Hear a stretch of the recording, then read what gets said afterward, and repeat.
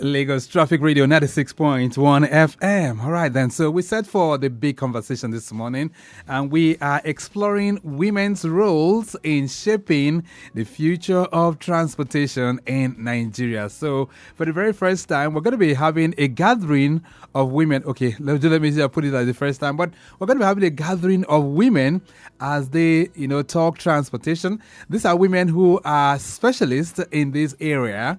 A lot of times when we talk about transportation, it's a male-dominated industry, all right? But this time around, women are trying to hold their own, and they will also want to make a statement in prospering or perhaps bettering, or let's say making the transportation sector in Nigeria better. So let me just connect with my guest on the phone. Barrister Oritsematosan Edodo Emore is joining me on the phone line this morning. She's President, Women in Maritime of West and Central Africa, WIMOWCA. Dr. Emore, nice to have you. Good morning. Good morning. And how are you doing? I'm doing very well. First of all, I'm not a doctor. My name is just Oritsematosan Edodo Emore. Sorry, it's Barrister. And I am president of, Women in Maritime of West and Central Africa, Nigeria branch. Okay. It's nice to have you join Nigeria us. branch. Thank you. Thank you so much for connecting with us. And joining her as well, Dr. Ogochukwu Ugboma is Head Transport Management and Operations, School of Transport and Logistics at the Lagos State University, LASU. Dr. Ogochukwu Ugboma, nice to have you. Good morning. Hi, good morning. It's a pleasure to be here with you. Thank you for inviting me. Okay, so we are trying to explore women's roles in shaping the future of transportation. It looks like a big one indeed, but Dr. Emore, I'm sorry, I keep calling you doctor. Maybe I'm going to give you a doctorate degree very soon. Barrister Emore, how would you assess women in this area of transportation? Well, I think that women are making giant strides in the transportation industry. Originally, really, whether you talk of land transport, air transport, or maritime transport, it had been previously, and it is still male-dominated. But now, women are coming up. And as regards maritime transportation itself, for example, there's a concerted effort by the International Maritime Organization to grow the capacity of women in the maritime industry and to bring them up. And then on their own, women themselves have taken up the challenge, and they're moving ahead in the maritime transportation industry. Right. And Dr. Ugboma, when we look at women who are really, really rising to the top in transportation, there are very few and far between. What would you say to that? Because we need to have conducive environments for them. And for those few that, that are in the industry, we can see that they play very pivotal and transformative role in shaping, the transportation sector, and they contribute to its innovation. They contribute to the inclusivity and sustainability of women in the transport sector. So their involvement extends across, various dimensions, starting from designing to even policy making to operations and to leadership roles. Like the Chartered Institute of Logistics and Transport is being headed by a woman, and we can see the many changes that have come into the organization for the times that she's been there. And a lot of women, we have them even as post-concessionaires. We have them everywhere, even in academics. I'm in academics. And we see a lot of barriers that these women are breaking. So we need to have more inclusivity, of these women in the transport sector. All right. So, Barrister Emore, I'm going to come to you to talk about the challenges that are confronting women. But let me bring into the microphone right now the convener of the Women in Transport Conference. She's just joining us in the studios right now. Regina Robinson, Nice to have you in the building. Good Hi, morning. good morning. And how are you doing? I'm good, and you? All right. We'll talk about the conference shortly. But Barrister Emore, reflect a bit on the biggest challenges confronting women in transportation.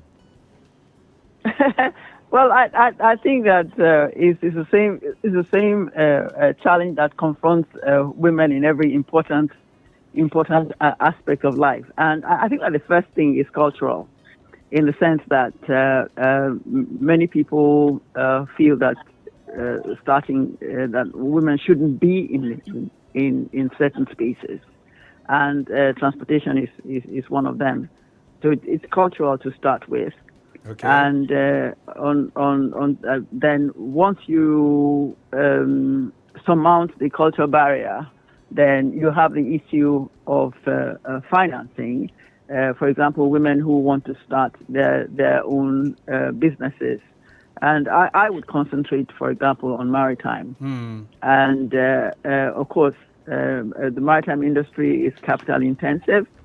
And a woman who wants to start, for example, who wants to be involved in a movement of cargo by ship, needs to have access to resources to buy a vessel, and that is difficult for everyone, but for women especially. All right.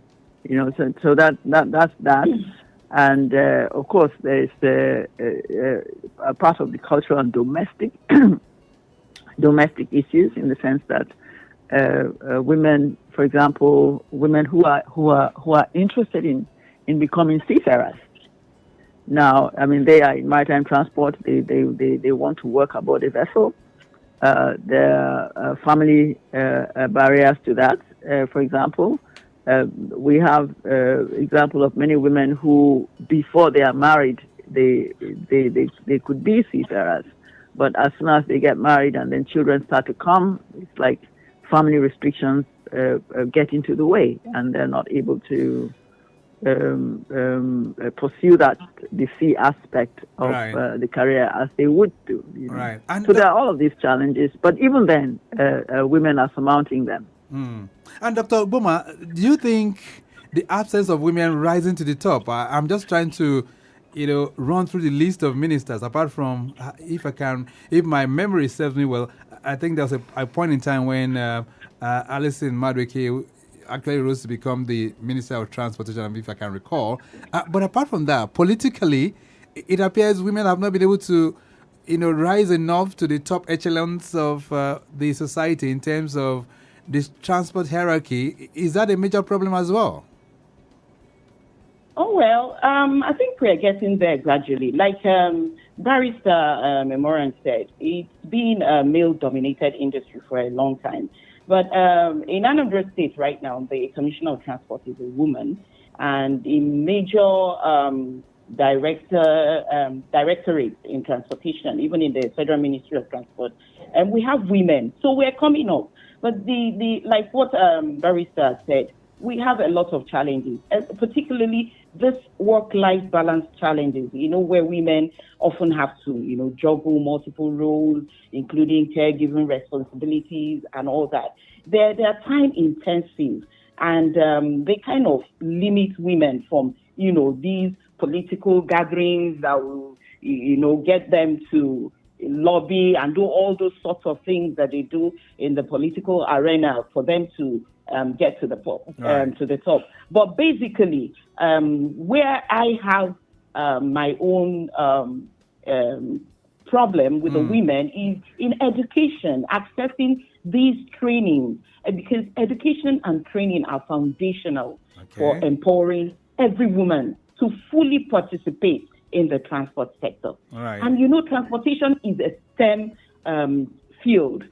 So traditionally, it is male-dominated, but we need to encourage our women. We need to equip them with relevant skills, with the relevant knowledge, with confidence, with education, with training, in order to enable them to break these barriers and, challenge stereotypes that we see, so that they can contribute meaningfully to the industry. All right, so challenging that stereotype is what the convener is going to be talking about right now. Regina Robinson, let me bring you in. Women in Transport Conference, is that correct? Yeah. Yes, so talk to me. When is it coming up? Yeah, it's coming up on the 29th.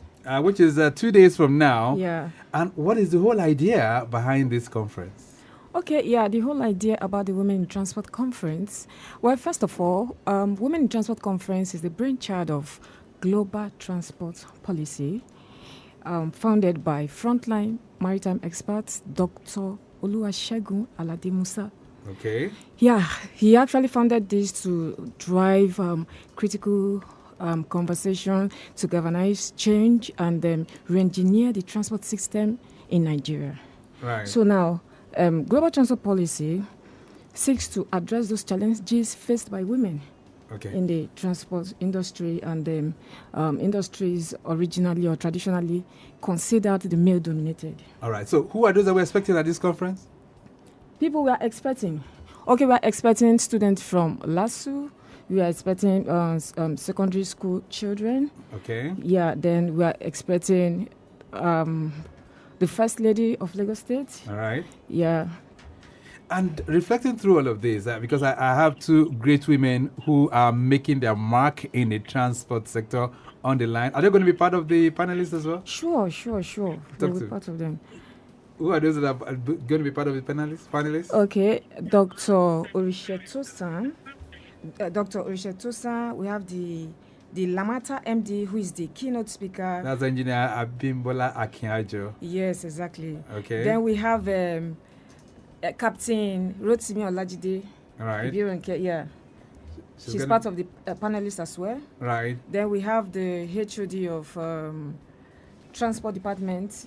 School of Transport? Yeah. Who's also online with us right now. That's Dr. Ogochukwu Ugboma. Yeah. She's also going to be part of this, right? And when you look through all that you're going to be talking about, can you just give us a sneak preview? What are the things you're going to be exposing the women to? Well, we'll expose the women to, in fact, the conference will address the cultural and societal attitude that limits women's participation in the transport industry, and it will propose strategy to foster a more inclusive mindset.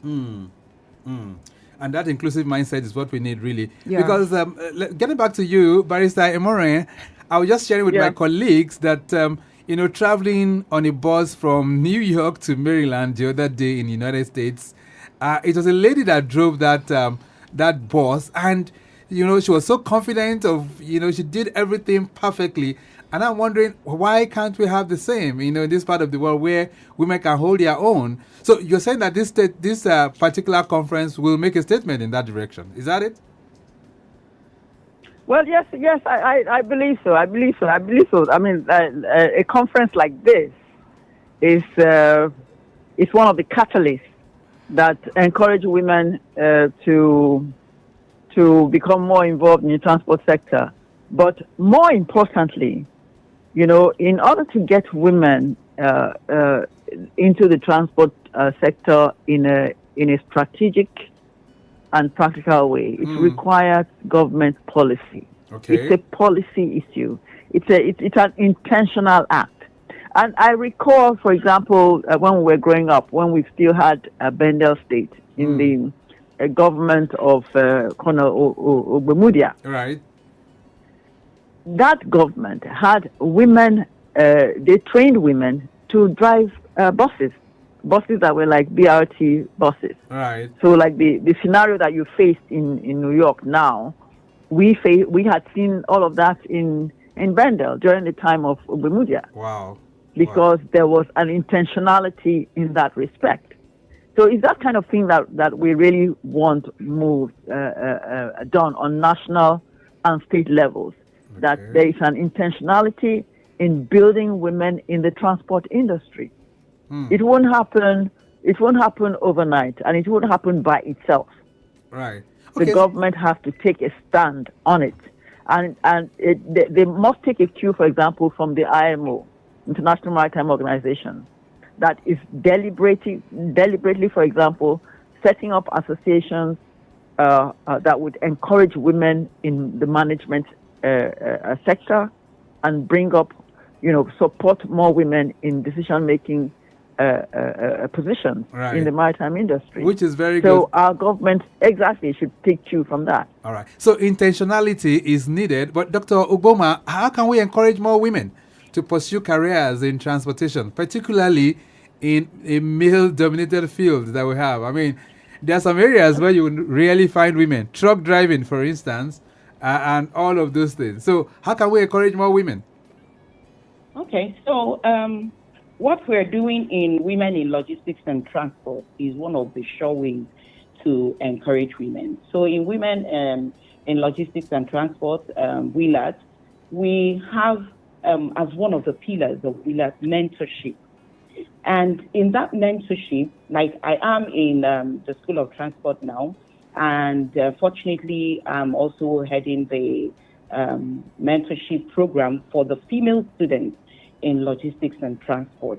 And also in African Center for Supply Chain, we have programs that we extend to schools, secondary schools, to encourage them to create the awareness that women can also be part of what is happening in the transport industry. And we also recognize, like in so many of our annual conferences of the Women in Logistics and Transport Nigeria, Right. we recognize many women that have really done a great deal in the transport industry. Like the last time there was this lady that is a driver with Dangote. Okay. She drives trucks. And we have women like Mrs. Folake George, who is currently the Global Vice Chairperson of North and West Africa. She's a woman truck person. Right. She owns fleets of trucks. So these are women that we keep encouraging, we keep mentoring, and career development in transport to tell them that women can do it. Like you noticed, and Barrister also Affirmed. agreed to. It is not just in New York. You find out that in most of these global north countries, it is the women, and because they have found out that women are more careful. If we take a survey of all the BRT buses in Lagos right now that are being driven by men, these buses are not up to say 5 years or 6 years, but you would think they are like 15 years. The bodies of these vehicles are in total disarray. Right. But when you look at vehicles that women drive, you will see the difference. And I would it's a call to these directors and to the owners of businesses. Get women involved in your businesses, especially in transport businesses, and you will see how the life of your vehicles and infrastructure will be prolonged. All right, so Robinson, as we gradually went to the end, so I will Robinson because it's true. I know. But Robinson, let me just bring you in as we round off the program this morning. Where is he holding again? The Women in Transport Conference? Okay, it's holding at Marriott Hotel. Okay. Ikeja. Ikeja here. Yeah. And what time? 9 a.m. Okay, 9 a.m. Yeah. We're going to be there for how long? 3 hours, 4 hours? Yeah, it's going to end by 3 p.m. Okay, 3 p.m. Yeah. All right. So we're hoping that this would make a change and, of course, shape the future for women, especially as they participate in transportation. Some messages are actually streaming in, but we can't take most of them. This one says, what lasting impacts do you hope the 2024 conference will have on Nigeria's transportation landmark? Feyi sent that morning. This one says, good morning. I'm Helen. How can government and private organizations work together to empower more women in the transport industry? All right. I think both of you have spoken about that. This one says, what challenges do women face in influencing transportation policies? And that's where I would like to round off this morning. Barrister Emore, what challenges do women face? I mean, when we look at the policy makers, the percentage of women in the House is very, very low. So is that a major challenge? Well, yes, that is it. Of course, you've nailed it. Yes, that's the major challenge. Okay. The percentage of women in decision making very, very low positions is low, and when these documents are prepared, because they are prepared by men, I mean, the women's touch is not there, always not there. or the thoughts or intentions of women are not there. All right, we'll leave And it at I'll that. give an example. We'll leave it at that, Barrister Emore. Time is really, really up. I want to appreciate you. Okay. Thank you so much for Thank connecting you. with us this morning. It's nice having you on the program. Thank you. Okay, then. Thank you. Okay, so Barrister Emore and, of course, Dr. Ugboma. Dr. Ugboma is the head of Department Transport Management and Operations for the School of Transport at LASU. And Regina Robinson in the building as well. Thank you so much for being here. You're welcome. Okay, then. So that's how far we go this morning, as we've been able to reflect on how to shape the future of transportation, looking at the roles of women. Dayo Anthony has produced. Maximum thanks to Afe John, Dr. Shegobe, also adding to the mix. And let me appreciate our executive producer, Taya Akonle. My name is Victor Oteri.